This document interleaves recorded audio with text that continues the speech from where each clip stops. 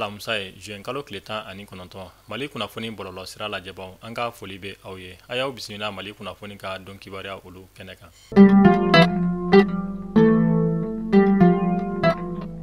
Kunnafoniya daminɛna an b'aw ladɔnniya k'a fɔ tarata tɛmɛnen ni o bɛnna juin kalo tile 17 ma an ka jamana ɲɛma Général d'armée Assimi Goïta ale ye Chinois jamana ka cidenkulu dɔw bisimila kulubakaw olu fɛ yen nɔ. Cidenkulu min tun ɲɛminɛlen don Chinois jamana ka lasigidenso ka charge d'affaires fɛ an ka jamana ale kɔnɔna na.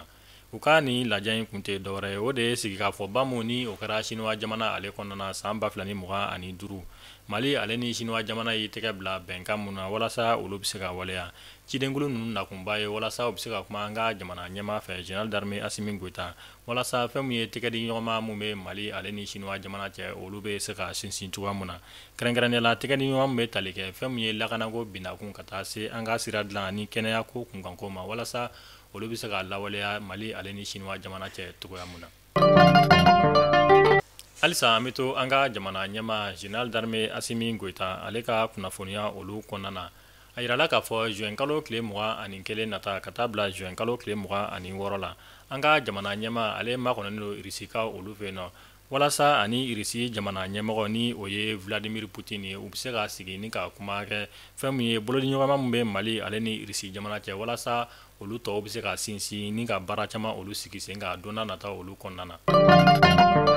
Tɛnɛn tɛmɛnen ni o bɛnna juin kalo tile 16 ma CNDH ni o ye Commission nationale des droits de l'homme ale bolofara mun bɛ an ka jamana kɔnɔna na wale ɲɛma ye wele da kɛ an ka jamana ɲɛmaw yɔrɔ ka yira k'a fɔ ko an ka jamana marabaaw ye lase mun kɛ juin kalo tile 11 lase mun kɔnɔna na u y'a yira k'a fɔ ko fɛn mun ye yɛlɛma o kan ka don charge de la transition ale kunkanko la ko n'a ma ɲa an ka jamana ɲɛmaw bɛ yɛlɛma don charge de la transition ale la k'u ka wele bila fɛn mun ye jamanaden bɛɛ lajɛlen ma kɛrɛnkɛrɛnnenya la fɛn mun bɛ tali kɛ parti politique ɲɛmaw ani a ɲɔgɔnna caman k'u ka wele bila olu ma ani u b'a ɲini an ka jamana ɲɛmaw fɛ u ka kɛ cogoya bɛɛ lajɛlen na walasa fɛn mun ye adamadenya jo sariya u bɛ se ka bato an ka jamana kɔnɔna na ani fɛn mun bɛ tali kɛ démocratie ale kunkanko la ni o ye élection ye o bɛ se ka segin ka na an ka jamana ale kɔnɔna na cogoya mun na. An ka finitigilakaw ka ɲɛmaaba ni o ye état major général des armées ale ye kunnafoniya di kɛ k'a yira k'a fɔ Segu ka olu fɛ yen nɔ kɛrɛnkɛrɛnnenya la Segu marabolo mun bɛ yen ni a bɛ wele ko Jura fɛn min ye an ka finitigilakaw dagayɔrɔ mun bɛ yen ni o ye poste de sécurité jatigɛ wale tigilamaw ye bingani wale ta ni ka nin yɔrɔ kofɔta in ale sɛgɛrɛ état major général des armées a ko k'a na kunnafoniya di kɛ ni fɛn mun bɔra la u na segin ni k'o d'a ma olu tulo kan an b'aw ladɔnniya k'a fɔ seli ɲɛkɔrɔla la fɛn mun ye nin poste de sécurité ni a bɛ Jura fɛn mun ye jatigɛ wale tigilamaw tun ye bingani wale ta ka nin poste kofɔta in ale sɛgɛrɛ nin bɛ kɛ a siɲɛ 2nan ye kalo kelen o bɔɲɔgɔnko kɔnɔna na fɛn mun ye jatigɛ wale tigilamaw u bɛ ka bingani wale ta ni ka nin poste de sécurité in sɛgɛrɛ ni a bɛ Jurakaw olu fɛ yen nɔ.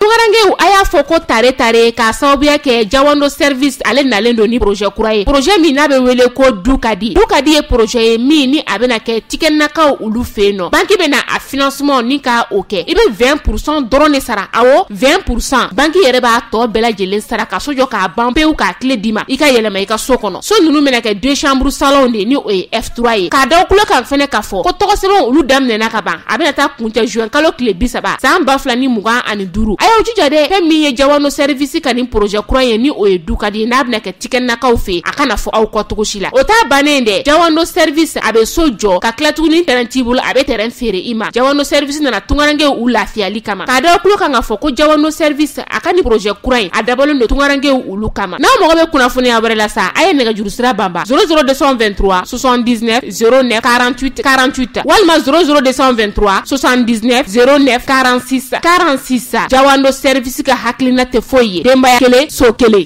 Minisiriso mun ka baara ɲɛsinnen don an ka kalanko koɲɛ olu ɲɛnɛbɔli ma ni o ye ministère de l'éducation nationale ye a ko k'a b'a da kalandenw ani kalanden somɔgɔw olu bɛɛ lajɛlen tulo kan ka sanga ni DEF ni o ye diplôme d'études fondamentales ale kiimɛliw kɛra ka tɛmɛ nin wagati in na kalandenw olu bɛ jaabi makɔnɔ na a ko ni jaabi bɛ bɔ k'u na kunnafoniya di kɛ ni ka da kalandenw ale ni kalanden somɔgɔw olu bɛɛ lajɛlen tulo kan don n'a nata olu kɔnɔna na.